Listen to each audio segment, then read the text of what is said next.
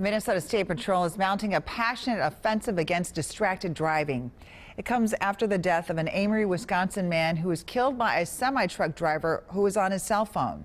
The horrific images of the crash show Robert Bursick's crumpled car on Highway 36 in Lake Elmo on Tuesday. The driver of the semi, 28-year-old Samuel Hicks, has been charged with 1 count of criminal vehicular homicide. As Esme Murphy reports, the entire crash was caught on camera from inside the truck. The crash happened on busy Highway 36 right here at Lake Elmo Avenue just after noon on Tuesday. The impact of the crash was so severe that at first responders could not determine the make or model of victim Robert Bursick's car. In a rare display of emotion, the chief of the Minnesota State Patrol called for an all-out campaign against distracted driving. Is enough. We see it too often, we see it too regularly, and Tuesday was another example. Robert Bursick was a professor at North Hennepin Community College. The school's president released a statement saying, in part, "Rob will be greatly missed. He has touched the lives of so many."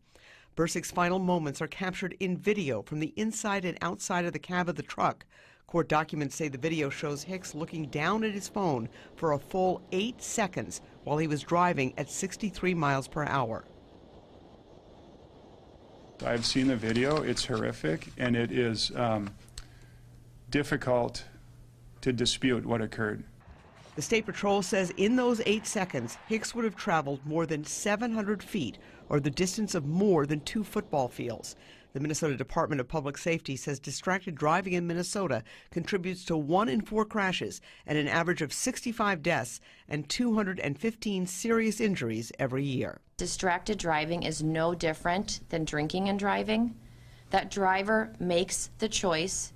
The Washington County Attorney Pete Orpett says he is already planning to use this case as an example when he and other county attorneys go to the Minnesota legislature to demand tougher penalties and laws on distracted driving. In Lake Elmo, Esme Murphy, WCCO 4 News. Robert Bursick was also the owner of Dragonfly Gardens Nursery in Amory and Turtle Lake. After a warrant was issued, Samuel Hicks surrendered this afternoon at the Washington County Jail. If convicted in the case, he faces a maximum of 10 years in prison. Well, it's a story about 8 seconds that forever changed the lives of 2 families. 8 seconds a distracted driver wishes he could take back. In a Minnesota Department of Public Safety video released today called 8 Seconds, One Fatal Distraction, Sam Hicks discusses the moments leading up to the fatal crash that took the life of 54-year-old Robert Bursick and the message he wants to share with drivers.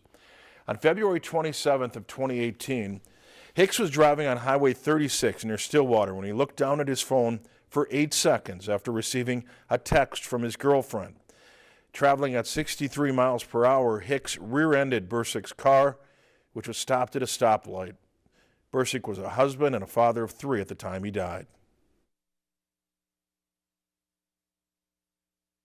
We'll never get to see our dad again. And it's all because of the 8 seconds that Sam decided to look at his phone. While I was driving, I got a message about a house that my girlfriend at the time was looking at. And I pulled out my phone to look at it, to see what she was talking about. I thought it would be fine. I thought nothing will happen. During those 8 seconds, the time went by so fast. I traveled a lot farther than I ever thought I would have. I looked up just before I hit the vehicle, and my truck went right on top of his car that he had and pushed him all the way through the intersection. And I got out of the truck as fast as I could, and I ran back to the car. By then it sank in fully that it was too late. I know in the future my family will get to have me back for holidays. But Mr. Bursick's family won't have him back for any future holidays. It's heartbreaking to know that that happened, to know that I caused that, to know that it's my fault that they won't get to enjoy another holiday with him. I can't say I'm sorry enough. Distracted driving has contributed to 25 deaths on state roads and is one of the leading causes of traffic fatalities. Texting while driving has been illegal in Minnesota since 2008. The state added a hands-free law last year prohibiting holding a phone while driving. You can watch that entire video on the Department of Public Safety's YouTube page. Lakeland News is member-supported content. Please consider supporting Lakeland News today.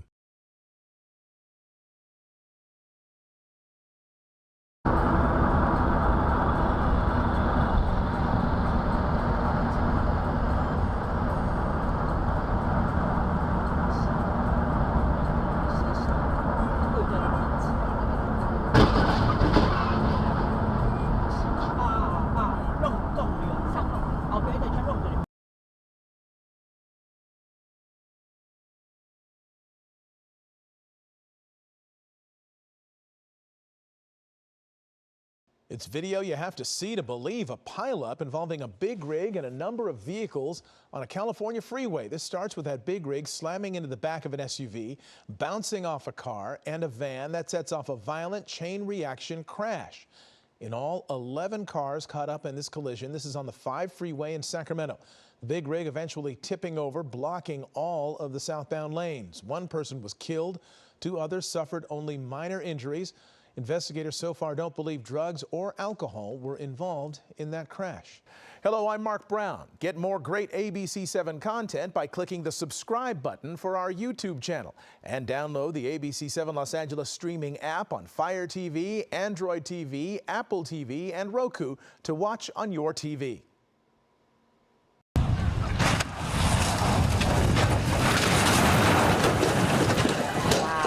Look at that. A tractor trailer speeding down a highway loses control as the driver tries to avoid a major pileup.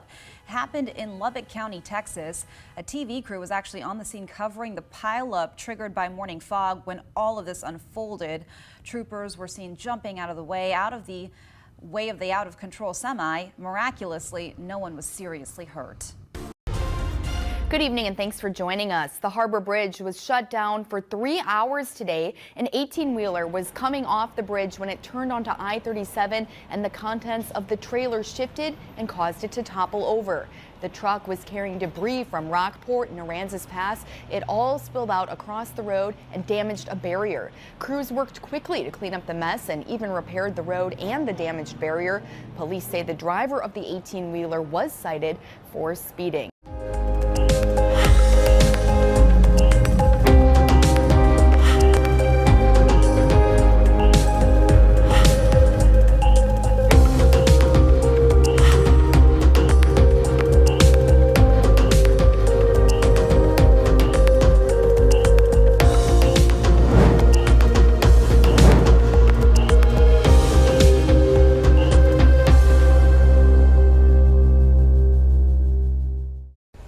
A new warning tonight for drivers, more dangerous than texting. Adam Marshall has the bad habit behind thousands of crashes.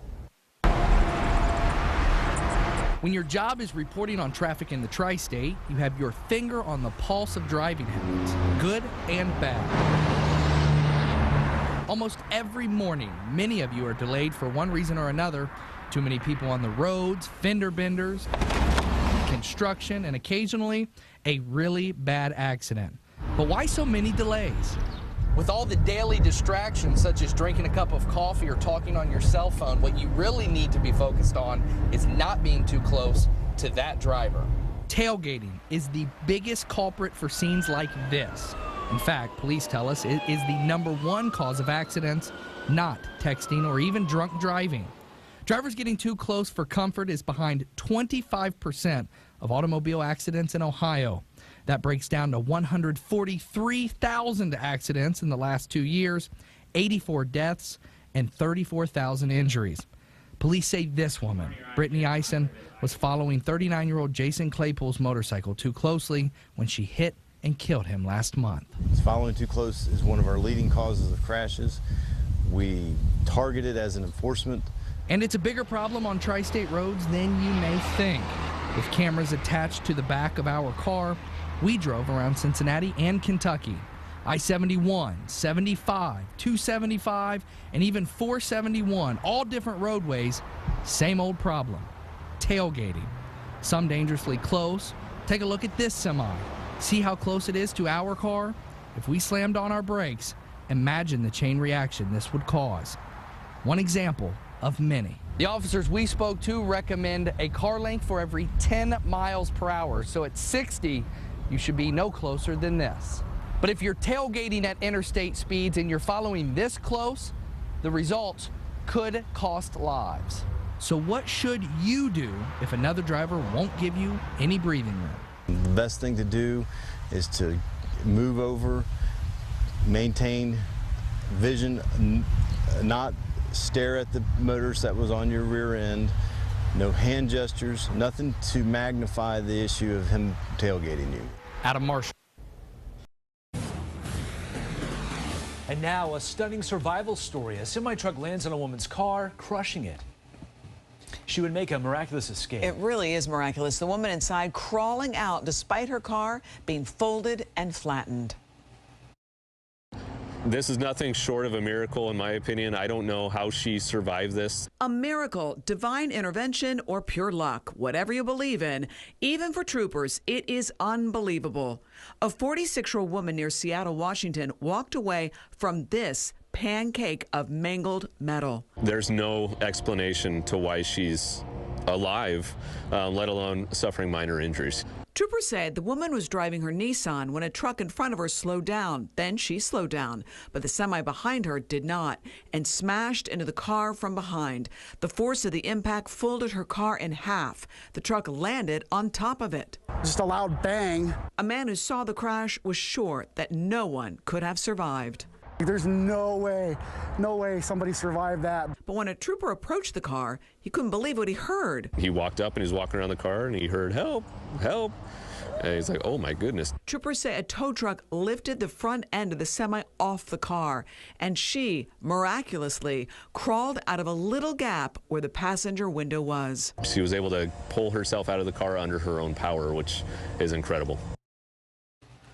Wow, the woman walked away with just some pains in her ribs and in her head after that unbelievable accident.